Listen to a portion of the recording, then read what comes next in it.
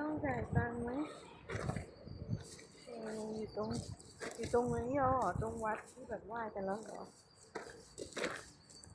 โอเคเงินแฟน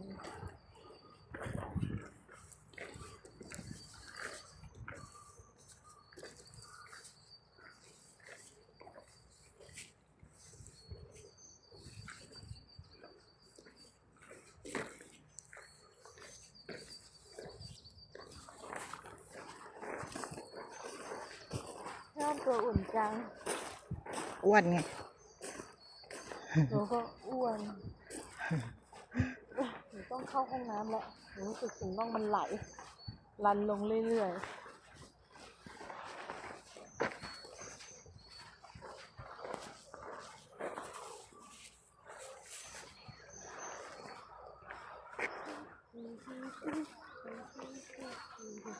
อ๋ออ๋ออ๋อ